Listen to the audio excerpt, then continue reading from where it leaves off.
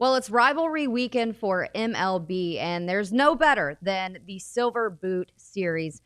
It was a split for the Rangers and the Astros. A lot happened today. We're going to get into it on the DLLS Rangers podcast. Come hang out.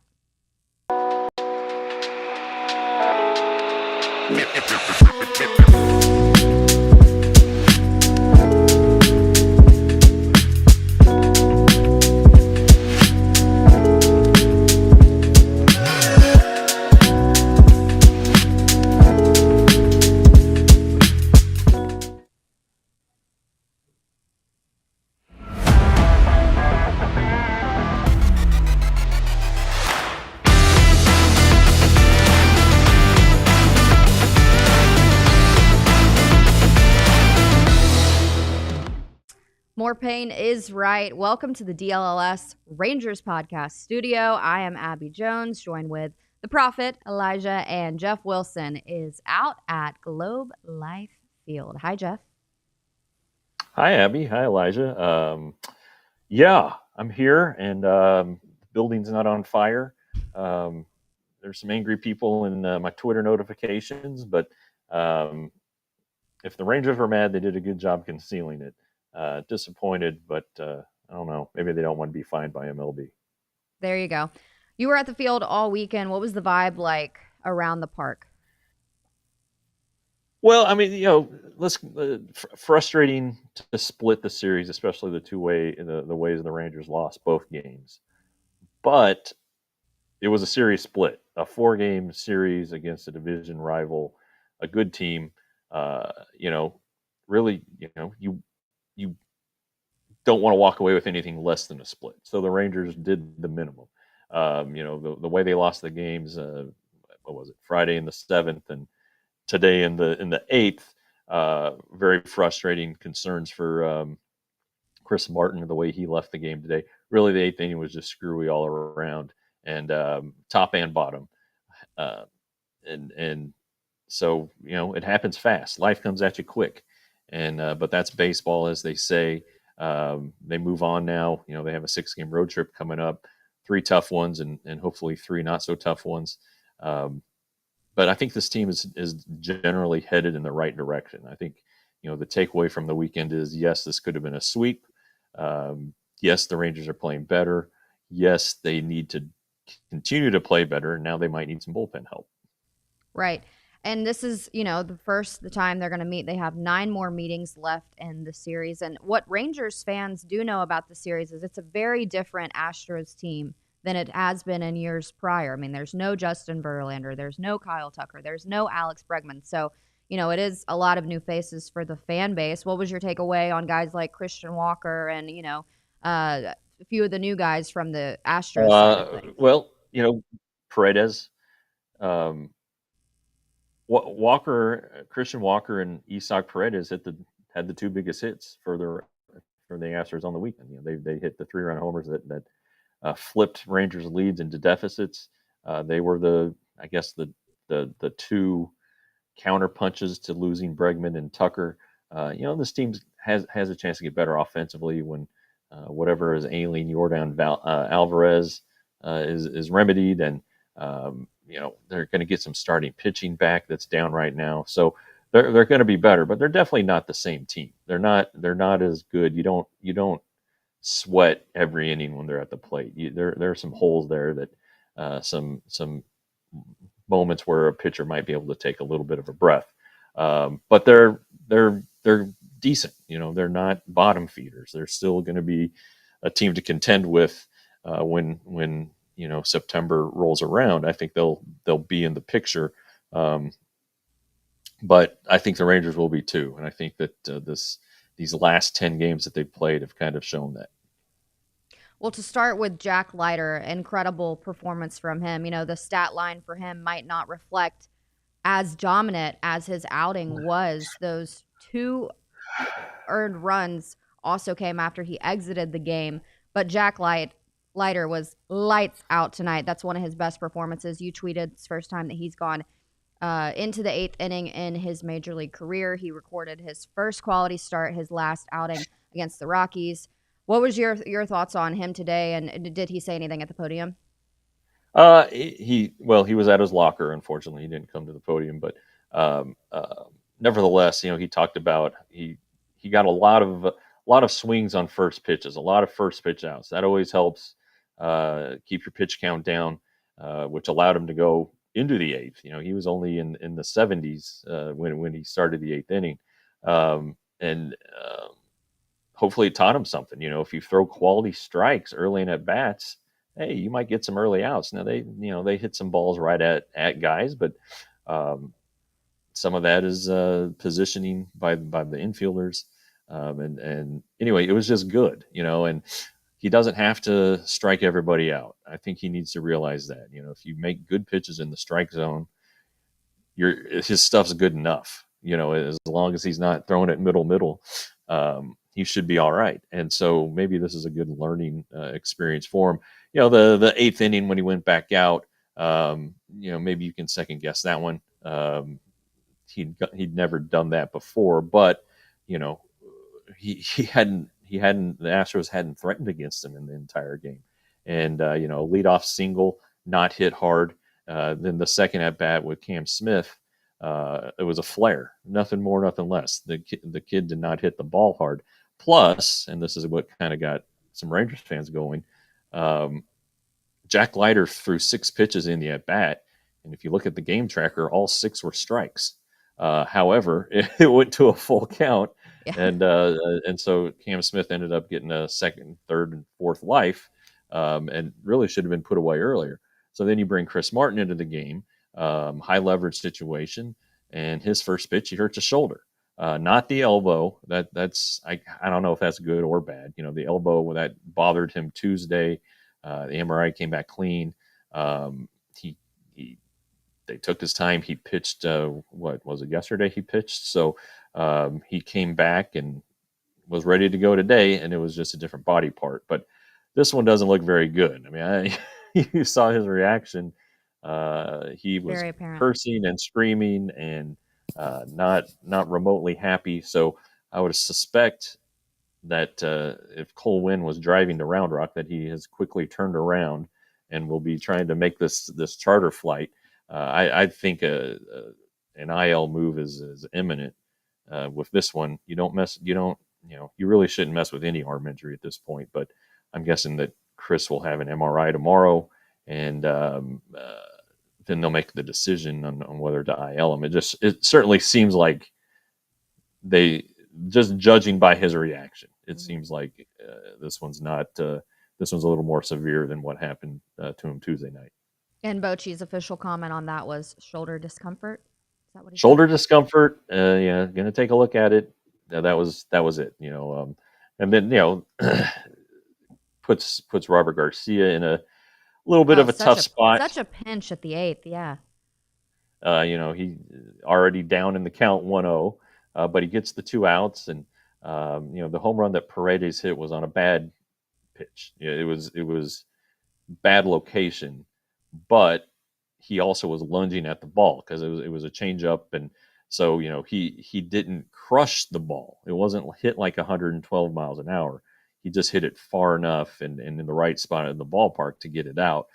So then you go to the bottom of the eighth inning, and the first 2 Rangers absolutely scorch balls right to outfielders who have to make running and sliding catches. Then Adolis Garcia gets on, and then Jonah Heim hits a ball 103 miles an hour that gets caught at the warning track. So kind of a that's just the way baseball works. The Astros don't hit 3 balls hard and end up getting 3 runs, and then the Rangers scorch 4 balls because Adolis Garcia's hit was hit 100 miles an hour. They hit 4 balls hard and don't get anything. And underlying part of this game was Jack Leiter had a no going on, through Yeah, through 7 almost. yeah. He came within one batter of getting to the 7th without any hits allowed. The ball that was hit out was um, I guess a hanging off speed pitch on a 3-2 pitch to a pretty good hitter in Diaz. Frustrating way for it to end, but yeah, great performance. He had never finished 7 innings before today. So like you said and he said, and I'm saying it's something to build on. And with his start earlier in the homestand, which was good enough, you know, um, this could be a turning point for him in this season. It'd been a little bumpy since he'd been off the injured list, but he's put together back-to-back good starts, and maybe he has figured a couple things out. So, you know, good news on that front. Really, for 8 of the 9 innings, it was good, and just that eighth inning that got away from the Rangers. I will point out, Jonah Heim had that base running mistake that probably cost the Rangers a run, and that was a pretty critical one when he tried to go to third on a ground ball to the shortstop. That was a big play, as it turns out, but the Rangers unable to add on after they get the 3 runs in the fourth. Something that always seems to bite this team. They'll have a good inning and then take a lead, and that's the end of it. Hmm. That's I don't know if the bats check out or what, but something definitely changes. But again, I think the offense is also trending in the right way, despite this loss.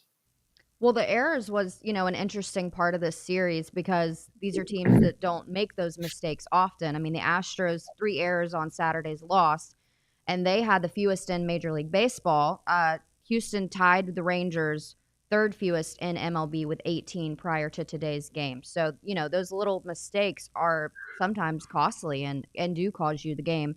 Just uncharacteristic in that regard to the way that the game's played for those two teams. Yeah.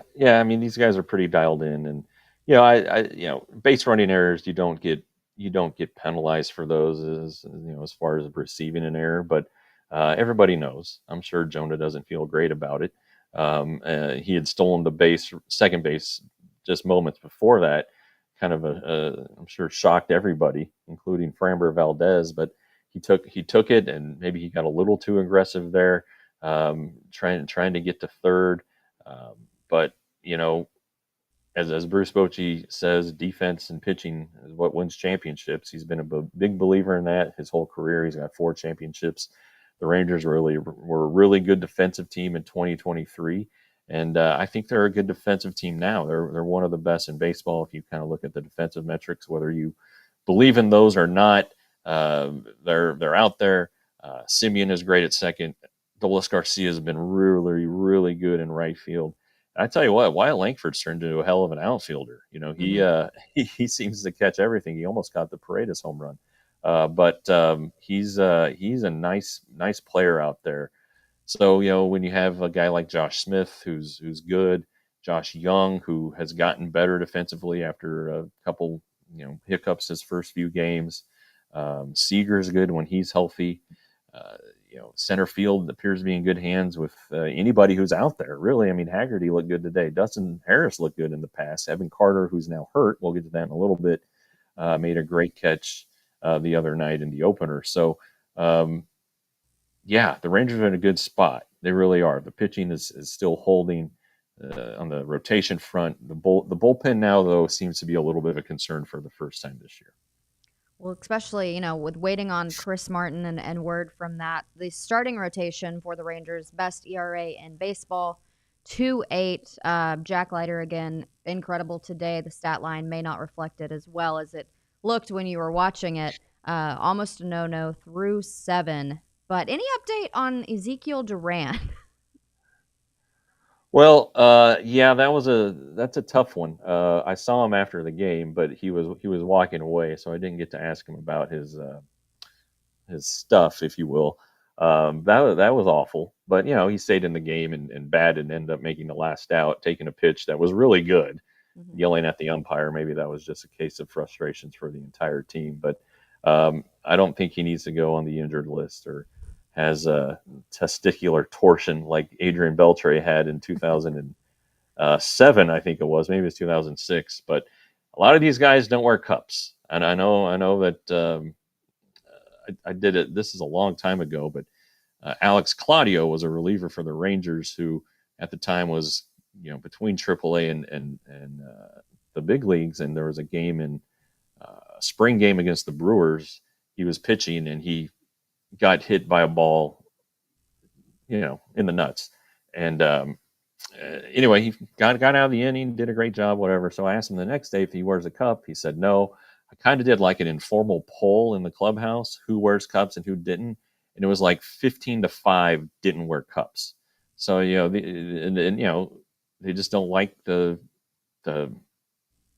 discomfort. Maybe they think it slows them down, but I bet taking a Zeke ball might have there, wished he had taking it. a ball there really slows you down. All right, and it Right. makes you sweat and throw up. It makes you do a whole bunch of things. So I don't know. Hopefully he's all right. Hopefully he's got a bag of ice they can You put had a in there great or tweet. something. We did Well, laugh thank about it you. upstairs. That's me, Mr. Twitter. Yeah. All right. Well, coming up next, we are going to break down Evan Carter to the IL and continue talking about this series split on the Silver Boot Series.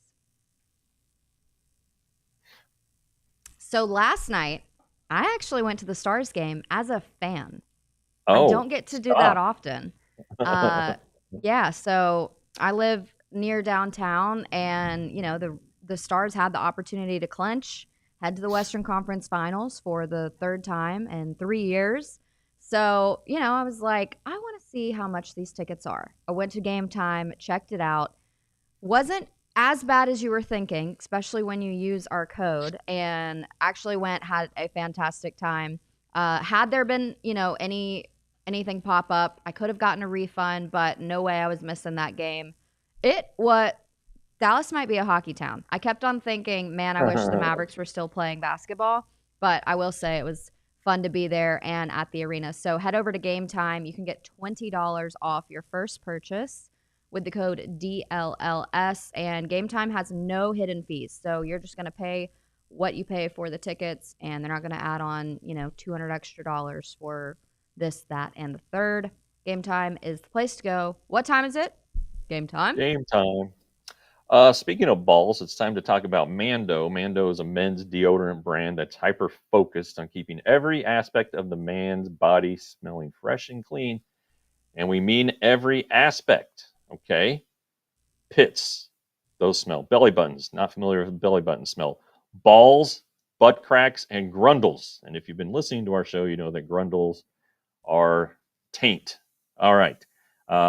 These scents that Mando does, they're geared toward men, like bourbon leather, Clover Woods, Pro Sport, Mount Fuji. Not sure what that smells like, but apparently it's pretty manly. And if you want to be clean in your whole body and those parts that get sweaty when you're working out or just walking around town in the summertime, Mando is for you. So go to mando.com, and guess what? You can get $5 off the starter pack. That's shopmando.com. Mando, here we go. Evan Carter. Any Evan word Carter. today from Bruce Bochy? He was placed on the IA 10-day IL. Yeah, 10 days, but it's going to be longer than 10. I think it was a grade 2 strain. Quad strain. Grade 2, yeah, quad strain. Those are pretty bad in the grade 2s. On the scale of strains, it's 1 to 3, so he's right there in the middle. I think Bruce Bochy said 2 weeks. I think it's going to probably be a little bit longer, just because you don't want to mess around with this thing, and plus it gives him a chance to catch up and let his back heal and keep working on things. But it's not. It's really kind of surprised the whole team, because Carter was willing to play yesterday. He thought he could have played. So they went and got the MRI, and it showed what it showed. So a little bit of a surprising move there, or not move. I mean, it's not surprising to put him on the IL, but surprised that he had to go on the IL. And I think he'd done a lot for the offense. He wasn't, his average wasn't 500 or anything, but he puts in a good at bat. He will take pitches, make a pitcher work. And that stuff's kind of contagious. You see somebody do it and get results, you're like, well, maybe I should do that. So that's unfortunate for him. At least it's not the back, so that's a good thing. It's not the back; it is the quad. So what happens? Sam Haggerty starts today. Does great. Sam Haggerty has a hit in all 4 starts he's had since being added to the roster. You go look at his career numbers, and he's not a full time player, but he's a pretty handy guy to have. He was kind of a fan favorite with the Mariners when they had him, and he's from the finished high school in the Denver area, so automatically I have to like him. But he's a pretty gritty little ball player out there. He'll go run down a fly ball. He'll get you a hit. He'll steal a base. He can bunt. He did that a couple times in spring training, and Bruce Bochy absolutely loved it. So if this team is struggling to score runs and they need somebody to bunt, Sam Haggerty's your guy. But it changes the offense a little bit. I still don't think the Rangers will do anything like play Langford in center field. Mm-hmm. Not ruling it out, but I think they feel like they've got coverage there between Haggerty, a switch hitter, and Josh Smith, who bats left-handed. Smith got a day today because Framber Valdez is left-handed. Same thing with Jock Peterson, so they should be fresh and ready to go against the Yankees. But the Yankees are going to throw two lefties in that series. We'll get to that a little bit later on. But Mm-hmm. yeah, it was surprising news that Evan Carter was the one who got hit. Oh, and Kevin Pillar, of course, Kevin Yeah, Pillar, Kevin who Pillar. came off the injured list today. He'll be in center field as well. And with Evan Carter, I think the thing that was exciting for fans, because like you said, like not hitting 500, it was 182. But the thing about him in his 11 games was I think fans could see progress. He Yeah, was able to hit off of a lefty. And I think fans recognized there is improvement there. And that just comes with, the reps that he got at AAA.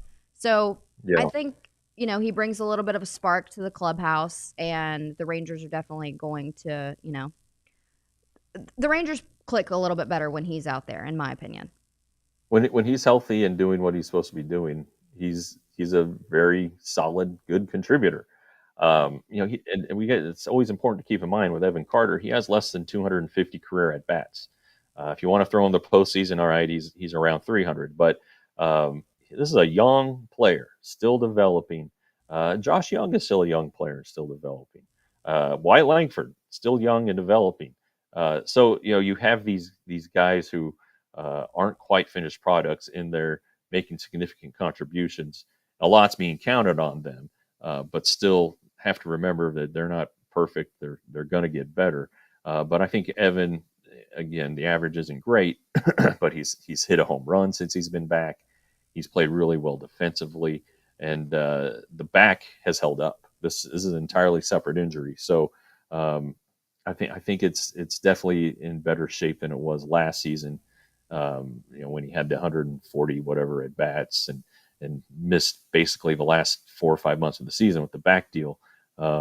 He's in a better place, and unfortunately, he's on the IL again. Nobody wants to be in that place, but this is an injury that won't linger for the next 6 months.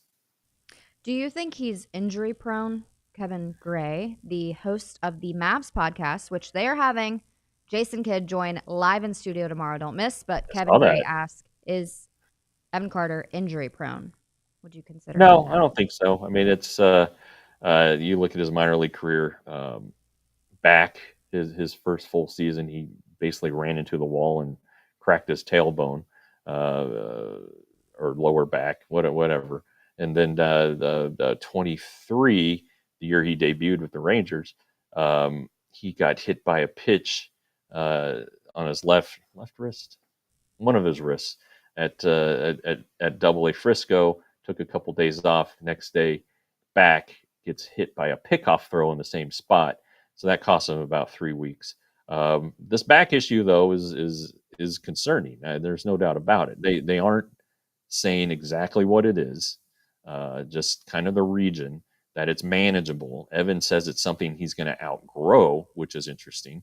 But there's no real details on what it is. But it does sound like it's going to be chronic here for a while, but manageable. And as long as he's managing it, great. This quad strain is the first of it variety that I've heard of in his career, where he's had to hit the injured list because of a leg injury. Look, baseball's tough, man. You play every day. Your muscles don't get a chance to recover very well, and sometimes things are a little worse than you think.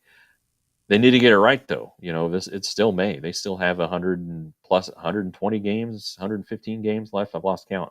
A lot of games left, and if they want to be contenders, Evan Carter needs to be a part of that. The same goes for Corey Seager, who today Yep. ran before the game. I talked to him. He said he needs he hasn't swung a bat yet. That seemed to be the issue actually this time with the hamstring. He does not expect to be back in the minimum 10 days. He thinks it'll take a little bit longer. He wasn't sure how much longer, but they want to get it right. And he's tired of being on the injured list. So, look for him. What's today? The 18th? Maybe right around June 1st might not be a bad time for him to come back. But he is making progress. And today was a pretty big step forward when the guy's out there running. Yeah. What about Rocker? Live BP Sunday? Yeah, he threw live BP today, 20 pitches, basically 2 innings. He sat down once between. So next step for him is a rehab assignment, which he's going to need probably at minimum 2. He threw 40 pitches today. I bet he would repeat that next time, 2 and 40, then build up from there. I would think he will need 3 rehab starts, but he said that he feels good. The shoulder impingement has lessened, and he's had a chance to work on some other stuff. It wasn't great when he was before he was injured. It was up and down, and that actually is kind of a mild description. It was probably more down than up. But here's another guy who's young and developing, and a lot is expected of him. It wouldn't surprise me if he makes, 4 or 5, or if he gets optioned to AAA to continue to work. Look, Patrick Corbin's been really good. I know. Every time he takes the ball, you kind of have some trepidation just based on the last 4 or 5 years with him, but he figures it out, and he keeps the Rangers in games.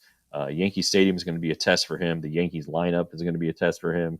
There's a guy in the middle there named Aaron Judge who is a right-handed hitter and might have a pretty good day against Patrick Corbin, but he's been good. And then you add in Leiter, if he's trending the right way, then you have the big 3 of DeGrom, Eovaldi, Malley, whatever order you want to put them in. That's 5 pretty good starters. Do you want to disrupt that?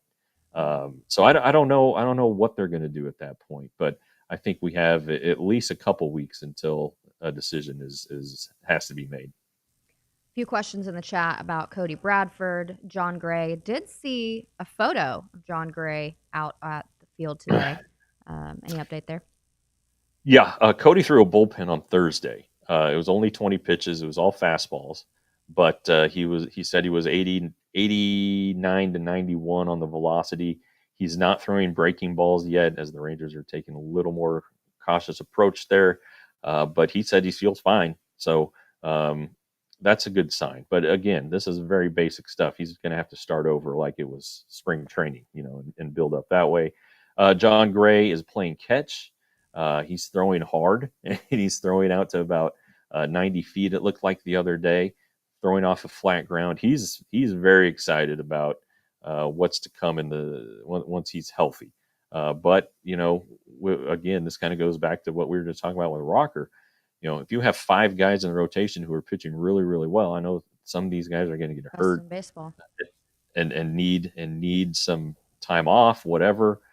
You're going to have Rocker, you're going to have Gray, you're going to have Bradford. What are you going to do with all these guys, especially if they're coming back? And don't forget Josh Spores right at the All-Star break, let's say. And then 2 weeks after the All-Star break is the trade deadline. Do you need to go get a reliever, or do you say, hey, John Gray, I know you're about to become a free agent, but you would really help our team if you were a relief pitcher? I think John had said on the weekly podcast during the offseason he'd be up for the challenge, or he's okay with the idea. He wants to be a starter, but he'd be open to trying it. And when he has been a reliever, he's been great. So we'll see. We'll see. But again, there seems to be a need now for relief help, because if Martin is out any extended stretch of time, you're replacing him with I'm not sure who. The Rangers have Sean Armstrong, who saved 2 games early in the homestand and then spit the bit Friday night. You have Robert Garcia, who's been pretty good despite giving up the home run today. Jacob Webb has been up and down. Hobie Milner, I don't know that you can trust him and his frisbees that he throws up there to close games. So Cole Wynn's a guy who's been pretty good at AAA, but are you going to bring him in and put him in those situations? I know a lot of people want to see Emiliano Teodo, who's on the 40-man roster, but he's just coming back from injury, so he needs at least a couple appearances at Round Rock Mm-hmm. before the Rangers really have a feel for where he is. But I think his name is suddenly in the mix. And then there are some free agents out there like Chris Stratton. If you guys remember him from Oh 2023, yeah. he just got designated for assignment today. Now that probably doesn't mean he's in a good spot, but he's a veteran guy who has pitched in the big leagues. David Robertson, everybody's like, oh, sign David Robertson. It's pretty interesting. The Rangers didn't really talk to him a lot this offseason. He's his own agent. But the Rangers got the sense that his family wants him to retire. Now, he hasn't signed with anybody, so he's not with a club. So that has some credence to it. But also, he could start pitching, and right around the All-Star break and the trade deadline, he could make a little bit of money as a free agent reliever. So I'm not sure where that one stands, but they're in a tough spot. Jose, I think his name, no, Luis Curvelo is at AAA, and he was a Mm-hmm. free agent acquisition this offseason, but he's never pitched in the majors. He's a guy who's throwing pretty well at AAA. Cody Hewer, who was once a up and coming relief prospect with the Cubs, he's been injured the last 2 or 3 years. He's throwing well right now after a really bad spring. So there are some options, but a couple of them are on the 40 man, and you probably don't want to sacrifice anybody on the 40 man. Maybe Garabito just because he's been so bad. But these are kind of the decisions facing the Rangers right now because I don't know how Chris Martin avoids the injured list on this one. I agree. But if we know anything about Chris Young, it's that he's going to cook. Yeah, exactly. He's going to cook.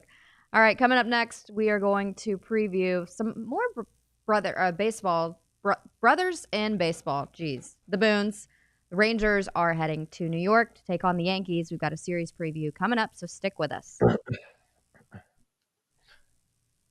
First, though, you got to hear me talk about how awesome the Sleeper app is, and I'm always a big player on this thing, um, and here's why: it heightens the sports experience.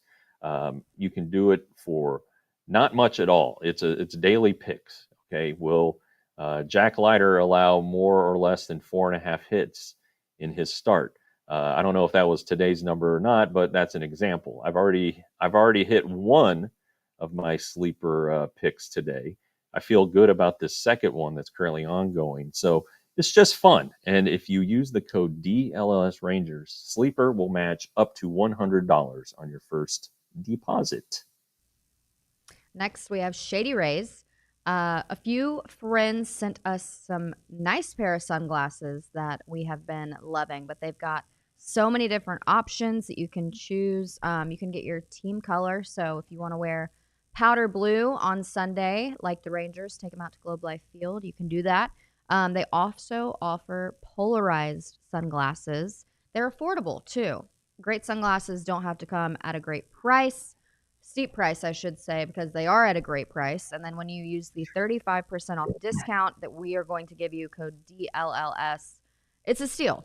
I mean, we like to give good deals out here. Tons of options. 5 stars rated by 300,000 people. They're great for outdoor activities. I think Rads has probably purposely tried to break his just to see how durable that they are. But I'm gathering they're going to last a very, very long time. And if you don't love your pick, you can send them back. You have 30 days to make the switch hassle-free. So great partners with Shady Rays. Use the code DLLS, 35% off on your sunglasses. And they're great. So the Rangers made a move, and so far it's been pretty good. Rangers bring Brett Boone to the organization as the hitting coach. I actually took a look at the numbers. I wanted to see, sample sizes are completely different, so I want to definitely preface it with that. But his impact it's been subtle, but there's something that's happening with this offense. It's still not where it should be. I think they're 24th right now in the league in offensive categories and towards the bottom in a few, but seems like the Rangers have been clicking a little bit better. I love these videos in the dugout. Jock Peterson almost tackling Brett Boone when he hit his home run. A guy that's been struggling, but the numbers are incredible from opening day until May 5th, which is the day that they let go of Donnie Ecker. 113 runs, 255 hits, 31 home runs. From May 5th to now, which is 12 games, 50 runs scored, 90 hits, and 19 home runs. Again, different sample size, but those are good numbers. You want to give it full 35 games, I guess, to do apples to apples, because we're doing apples to oranges right now. But Brett Boone, big change for the Rangers, and offense has started to click. I mentioned that because his brother is Aaron Boone, and the Yes. Rangers are going to play the Yankees. Yes. You know who their manager is? Yeah, Aaron Boone. So, what's your take with Brett? I mean, you've been around the clubhouse all week. yeah, yeah. First of all, he's a good guy. Likes to talk. Makes the time for media because he is one of us now. He's a podcaster, so he understands it. Get him But on the show, um, Jeff. well, he's still got his show. We got to figure this one out. But he doesn't like the attention that he's getting because he thinks he's still in the feeling out portion of everything. But it's hard to argue with the stuff that you uncovered and how much better the Rangers have been offensively. The at bats have been better, and so you ask players, and I think they're being respectful of Donnie Ecker, who was the one fired, but they're saying, I think it was just a matter of time till these guys were able to heat up and get going and get settled in. But you also know that there's some conversations that have taken place, just some things to put different thoughts in their heads, basic thoughts like, hit the ball where it's pitched. Mm-hmm. You've seen a lot of big Rangers hits going to right field, from right-handed batters. That wasn't happening. Guys were pull happy and rolling over on pitches rather than just going with where the ball was pitched. So that's something that's different. So he's definitely having an effect. And some of it might have just been like a chance for the take some pressure off the hitters. They knew they weren't doing anything. And while I'm sure they feel bad that their lack of performance led to Donnie's dismissal, I would think that they also are like, all right, let's see what this guy has to do. Let's clear our heads. Let's get some new thoughts in there, some new ideas about approach, and see what happens. And I think you've seen some improvement across the board.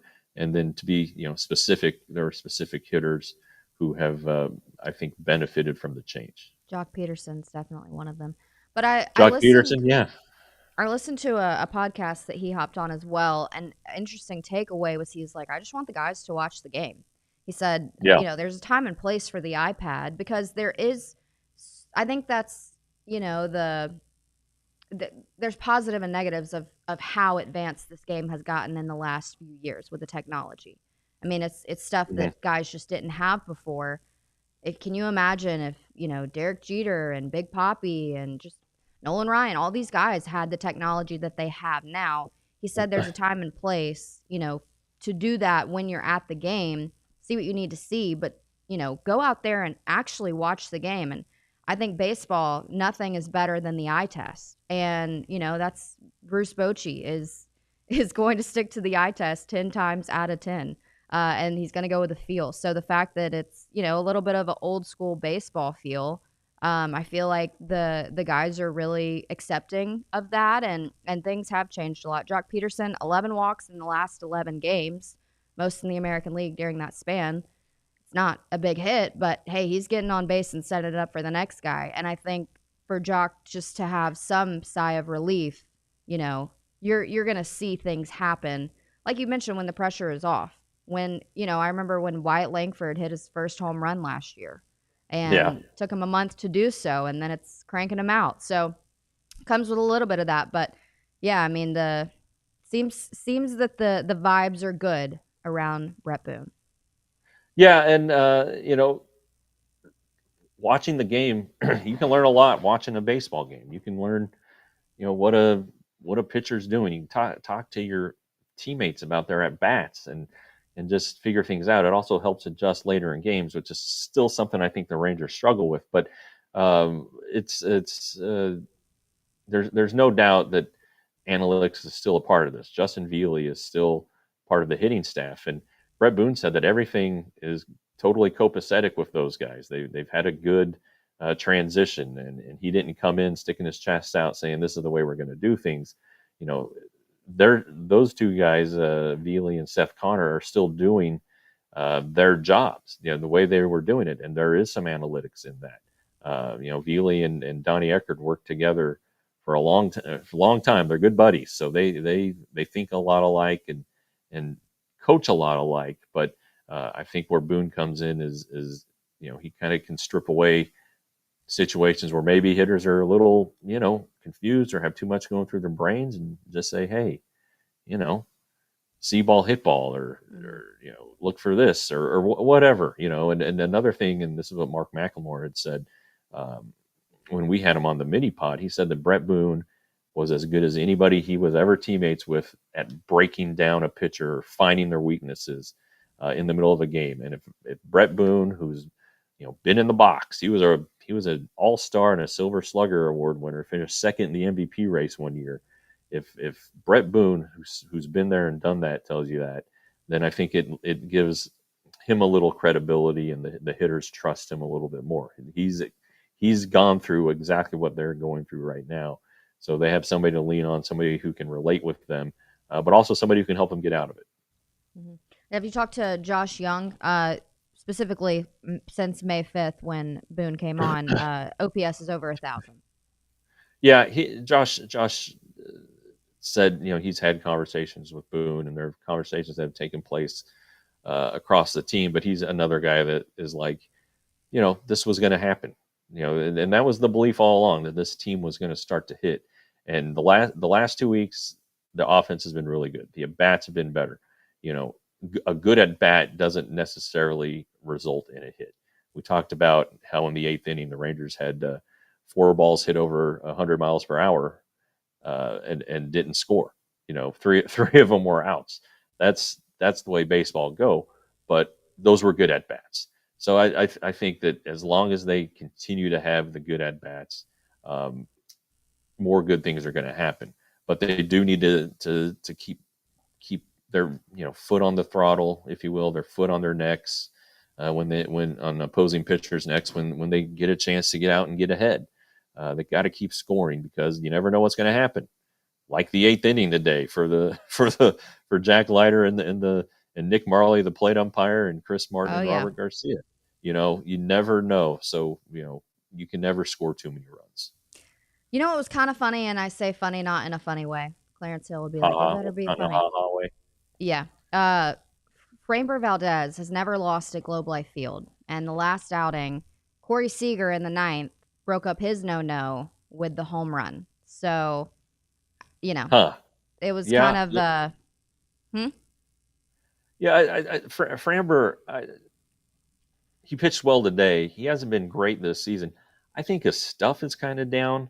He was still throwing hard at times, but it just felt like it wasn't the same Framber. And same thing with Brian Abreu. I thought his velocity was way down when he pitched in the eighth. Maybe they're tired. Honestly, they've thrown so much the last 5 Yeah, years, with the Framber Astros was always coming being off in the of playoffs. 4 days of rest. Yeah, yeah. So normal rest, but without an off day. I mean, I think that's a legitimate thing. But he's as John and I kind of talked about last week. He's an interesting case for the Astros. He's going to be a free agent. If they fall too far back, would they consider trading him? Because it seems like they wouldn't have the money to re-sign him if they wouldn't re-sign Bregman, or if they traded Tucker away from Escalade, fears of how much money he's going to make in free agency, or maybe they were just saving their money for Framber. I don't know, but it's kind of an interesting scenario with him. I mean, I'd still take him on my team. I'll tell you that. I mean, I think he's good enough. I think honestly, I think the Rangers would take him right now. to be honest, he's a good pitcher. He's top 5 in the Cy Young voting last year. Had a great second half, so maybe the best is yet to come. But it just felt like it wasn't quite the same guy, even though he ended up getting the win. Yep. Well, up next, we are going to be batting cleanup, as we like to call it, talking about all things around Major League Baseball and what are Patrick Corbin, Jacob deGrom, and Nathan Eovaldi going to do with a guy that, man, Aaron Judge. What do you do with that guy, Jeff? We'll talk about it next on the DLLS Rangers podcast. So now's the time to be a diehard. I mean, we've been saying this. How long have we been a company? 8 months now? Time flies when you're having fun. August 26th. Yep. Time flies when you're having fun. But now's the time. I mean, the Stars could potentially make a run to the Stanley Cup Finals. Oh my gosh, Jeff, are you a big hockey guy? Not really. I don't dislike the sport by any means, but anyway, they're Baseball good. guy. The Stars are good. Yeah. Stars are great, and we've got a great crew, talking about them. The Mavs just won the number one pick in the NBA draft. Cooper Flagg potentially, probably will be a Dallas Maverick. A lot to cover there on the DLS Mavs show. And then the Cowboys, George Pickens, CeeDee Lamb, Michael Parsons, Dak Prescott, all of the things. Our crew has the inside scoop. Dak Prescott and Clarence Hill get one-on-one interviews all the time, exclusive stuff that you won't get anywhere else, which is why you should join and become a diehard. You get a free shirt with your membership. You get 20% off of events and merchandise.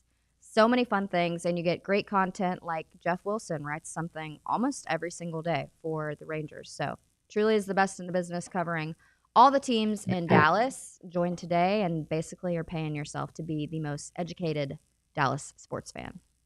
That's right. It's a worthy investment, and with it you get a free shirt.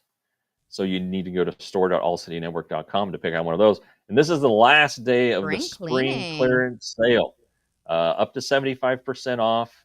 That's at the entire All City network across all 5 of our sites, networks / stations, whatever you want to call them. Good deals for you guys. Look, these products are great. Store.allcitynetwork.com. I counted up. I have 15 shirts and 2 sweatshirts. I am adding more to my portfolio, and this is a great time to do it. So head on over there. Again, store.allcitynetwork.com. You get a free shirt when you become a diehard. It's such a great deal. Do it today. And while you're here, go ahead and set your clock for Monday's show with the DLLS Mavs crew. They are going to have head coach of the Dallas Mavericks, Jason Kidd, join the show. I imagine they're going to be talking about Cooper Flagg. Kyrie just underwent surgery, all the things. Noon tomorrow, Jason Kidd joins live in studio. That's pretty good. That's pretty good get right there for those fellas. I think we know a guy that knows a few guys, and the guy I'm talking about is Mark Stein. So yeah. Well, Tim knows some guys. They all know guys. They're a pretty talented little crew. They all know guys. All right, so where do Jeff, you were at the field today, and there was a signing. Yes. A potential Song Jun Kim. He's been billed as the Korean Otani, though I think that's incredibly unfair, and we shouldn't do that to anybody. He was here this weekend, made his first appearance today when he signed his contract to become a Texas Rangers prospect. He is 18 years old. Just turned 18 too. Turned 18 on May 1st. He has not finished high school yet. So first order of business for Mr. Kim is to graduate. Get his high degree. School. Graduate high school, which will happen in January. In the meantime, the Rangers are going to give him a weight program and workout regimen and all that stuff, and throwing program and whatnot, so he can continue his development. He's 6'1" or 6'2", 180 pounds. I mean, he looks like he's 18. Holy cow, does he have a baby face? But the Korean skincare is amazing, though. He could be using that too. He has a chance to grow, get stronger quickly. And then they may bring him over for instructs, just to kind of check in, see what he's doing, what he needs to work on. Because once he has that diploma, he becomes a full-time baseball player. I'm assuming he will head to Arizona, and should be right around the start of spring training when he does. And he takes off from there. They're going to let him develop as a two-way player. That was part of the agreement. He's a pitcher and a shortstop. One scout told me he's probably going to end up as a pitcher. Kim himself said that his pitching right now is a little bit better than his offense and position player stuff. Although he's still confident that he can do both. He said that he would have been the number one overall pick in the KBO draft. He signed with the Rangers instead because he said this would be the fastest way for him to develop into the best player in the world. Or no, the big leagues. He said the big leagues, the best player in the big leagues, which means you're the best player in the world. So he's not shy on confidence or goals, but he also said, he was asked, when do you think you'll make your big league debut? And he said 2030. So he's given himself some time to Okay. develop and a little grace and maybe understanding some hiccups in the road. I think a key player in all of this is going to be Shin-Soo Choo, who is a former Rangers player, lives in our areas in Tarrant County, and loves to help Korean. Well, he likes to help Korean players. He loves to help minor leaguers, and he wants to help the Rangers too.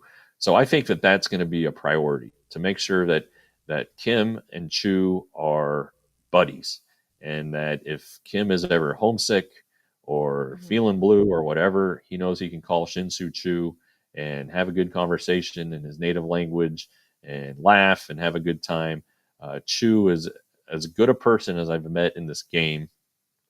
During the pandemic year in 2020, Chu donated $1,000 to every Rangers minor leaguer because they weren't going to play that year, and they had no income. And so Shin-Soo Choo gave them all $1,000. Now, could he have given them more? Yeah, but come on, nobody else in Yeah, baseball stepped nobody's up even and given did him that. anything. Yeah. Yeah, nobody else stepped up and did that. Chu would each spring, one day each spring, he would feed the minor leaguers like this extravagant spread of steaks and barbecue and chicken and ribs and all of this stuff. He gets it, and part of his journey, part of what helped him develop into a really good major league ball player was the trials he had in the minor leagues, because he was 18 years old when he came from Korea, didn't speak a lick of English, and was by himself. And it was he will tell you it was very, very difficult until he got to the point where he knew a little of English and was able to communicate with his teammates a little bit better. It was a lonely time for him, and it was tough. And so he's going to make sure that Sung Joon Kim does not have those issues, or has them at a far smaller scale than Chu did. So I'm looking forward to seeing that develop. But it's exciting that they have this guy. They had some extra money after not signing Sasaki. They kept some of their powder dry internationally. They've been on this guy for about a year, so before they even knew Sasaki was going to be posted. So it's not just something they decided to do on the fly. They did their homework on this guy, and yeah, they're going to let him develop. But he has to develop as a baseball player and as a human, because he's Yeah. coming into a new culture. Well, his 5-year plan is very different than mine. Graduate high school and then make my MLB debut. All Yeah, all hey, within, hey, it works out for the Rangers, so it works out for us. All right, the Twins are looking to win 14 straight for the third time in franchise history. They haven't allowed a run in 33 consecutive innings, longest streak since moving to Minnesota. I haven't checked the update on that game, but that was heading they into today. they have lost the game. The Lost the game. Twins have lost. The Snap Brewers won. snap the streak. Brewers won 5-2. The scoreless inning streak was ended in the second inning by the Brewers. Yeah, what a streak though. I mean, and it just completely reverses the Twins season. They are now in second place in that division. Things are very clearly looking up for them. they were maybe the biggest disappointment next to the Rangers last year in baseball. They were really um, expected to run away with the Central and ended up being the Twins. Three teams from that division made the playoffs last year, and none of them was the Twins. So um, there you go. It's kind of shaking things up in that division, which is still very good because the Tigers, as you know, Abby, were the first team in the big leagues to reach 30 wins. They did that Friday, lost yesterday. The Dodgers and the Mets entered today at 29. So, hey, that Tigers Central's won, by the way. looking pretty good. Tigers won today, so they're now at 31. Um, 31. And that AL the Dodgers, Central is tight. I mean, I don't yeah, think I don't think people really notice. Like it's a tough division these days. yeah. The White Sox are the White Sox, and they're better than they were last year, right? But yeah, that's a that's a four-team race, and the Royals right now they just yesterday put Cole Reagans and Seth Lugo on the injured list. That's two studs in their Oh yeah. rotation. Both were top five in the Cy Young last year, so um, that's a pretty big deal. So this is a big stretch coming up for the Royals without two big guns. But yeah, the Guardians always figure out a way to be good. Although their run differential is pretty substantial. The Rangers actually are now positive run differential even after today. So +1, mind you, but still they're on the green side, not the red side. But Central's good, the West is good, which takes us to the East, which has only one team above 500, the Yankees, who the Rangers play next, and the Orioles Uh, just fired their manager. They've yeah. lost six in a row because they already got beat today. But yeah, They're Brandon pulling the Hyde got plug fired. pretty early, like He got fired yesterday, and I think it caught a lot of people off guard. They have not been good. Now, there's no arguing that. Their run differential is -85, which is huge. Um, some of these young guys are just now starting to come around, but some of them still haven't quite found their footing offensively. The pitching's been a disaster, and I don't know how that's necessarily Brandon Hyde's fault. The Orioles did not go out and spend yeah. money this offseason, They right? They did not. signed they They didn't signed spend a dollar. Sugano, and Sugano's been pretty good for them. Um, Grayson Rodriguez is hurt, which isn't good. But one of their biggest acquisitions was Kyle Gibson, Hmm. who they just released today or designated for assignment because he has a 16 ERA after five starts. Yeah. He got lit up yesterday, and they're paying him $5.5 million. So I don't know that you can pin this one entirely on Brandon Hyde. Fortunately, he's the guy in charge of the team. The guy in charge of the organization can't fire himself, or I guess he could. I guess the owner could step in and make a change there, but um, yeah, the on-field product has not been very good for the Orioles. Orioles and the White Sox. Misty brings up a good point. Are the White Sox any better than they were last year? Well, last year, 47 games in 2024, they're 14 and 33. They're 14 and 33 right now. Ah! So the trend is going to trend. I don't know. You feel better about it, though. It seems like it. Maybe they're not losing as badly, but maybe the worst is yet to come. But the Orioles only have one more win than the Red Sox or than the White Yeah, Sox. one. So that'll tell you something. And then the poor old Rockies, they're still down there in single digits. Oh, yeah.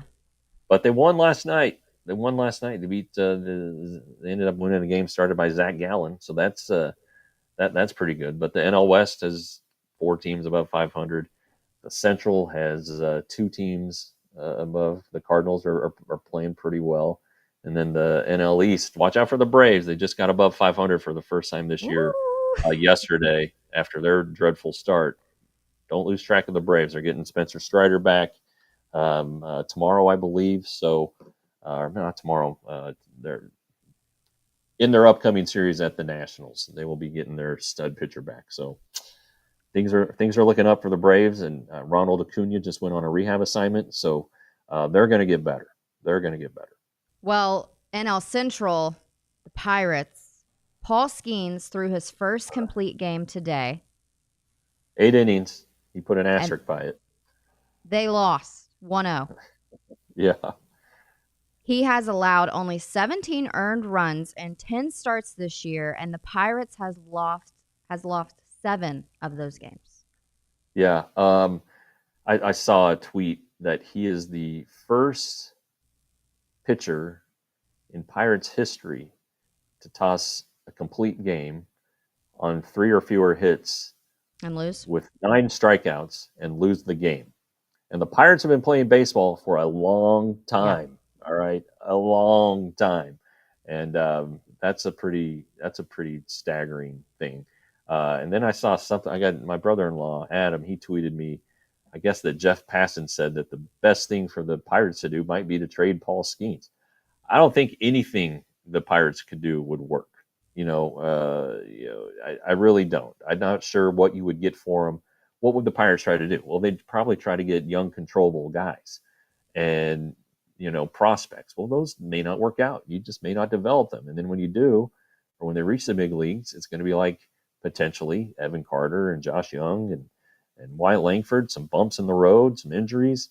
There are no sure things there. The sure things are the guys that are getting paid $30 million a year. Well, guess what? The Pirates don't pay anybody $30 million a year. So, hey, we're going to overtime. Uh, we're here every weekday, just about Monday through Thursday, and then all series finales we do post game shows. Anyway, my thoughts on the Pirates: they're terrible, and I feel bad for Paul Skeens. They've been drafting at the top of the draft. Remember the Jack Leiter year? They took Henry Davis, the catcher from Louisville, and he's been up and down. He hasn't been worthy of the number 1 overall pick. That was a value pick. You've got O'Neal Cruz, who's dynamic and has all these tools. He's in center field now. They missed on a Korean teenager, Bay, who hasn't come through yet. So I mean, Key Brian Hayes, young third baseman who was supposed to be a stud. I think he has 1 home run this year. Remember Brian Reynolds? Everybody wanted the Rangers to trade for Brian Reynolds. He hasn't necessarily taken off like people thought he would. So I mean, there's some definite problems here. Maybe it's a player development thing. I'm not sure, but the Pirates just aren't cranking out the big leaguers that they need to with all these Mhm. high draft choices. Yeah. Let's get to a few questions in the chat before we see you guys tomorrow. Do you see CY making any drastic changes to the team in the near future? Near no. Uh, I mean, it's hard. It's hard. It's hard to acquire talent at this time of the year. It just is. There's nothing you can really do. Now there are some guys out there who we know. We mentioned David Robertson earlier.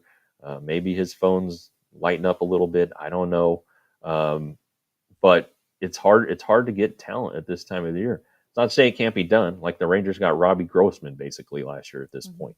All right, is Robbie Grossman a drastic change? Yeah. No, but there might be a relief arm out there on a bad team that you can go get and try to help add some depth back to the bullpen because again they're low on depth. We have Cole Winn who's on the 40-man roster, who I'm assuming is going to be right back on the active roster if Chris Martin hits the IL.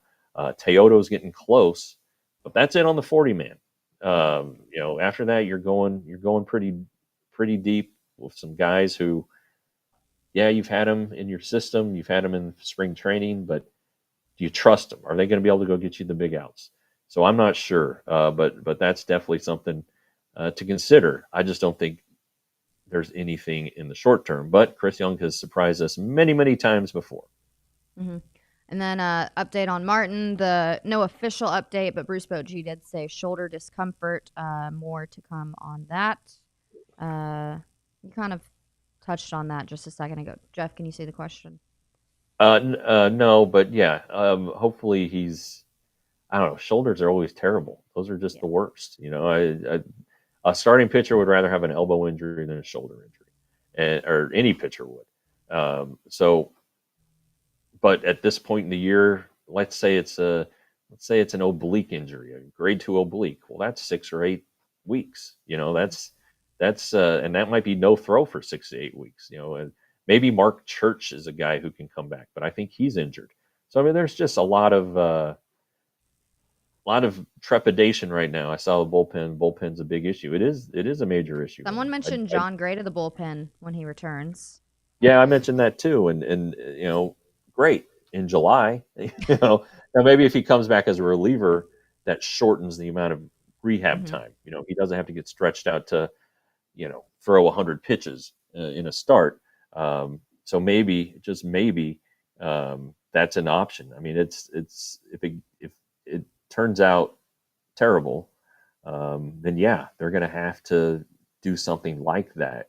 But I think in the short term, I think it's Cole Winn immediate short term, possibly Teodo here in the next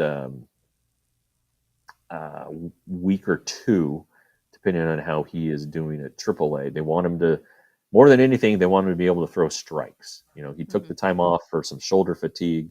I think some of that was him getting a break after spring training and throwing a lot. So I think that that's a possibility once maybe June 1st rolls around. But who knows? If another guy gets hurt and they don't have a choice, then maybe he is the guy. But boy, suddenly with this week, Jackson getting hit in the hand. He pitched great today. Martin elbow, now shoulder, and then Armstrong pitching well, but then giving it up the other night. And then Garcia was no real problem with Garcia's outing other than that one pitch that ended up as a 3-run homer.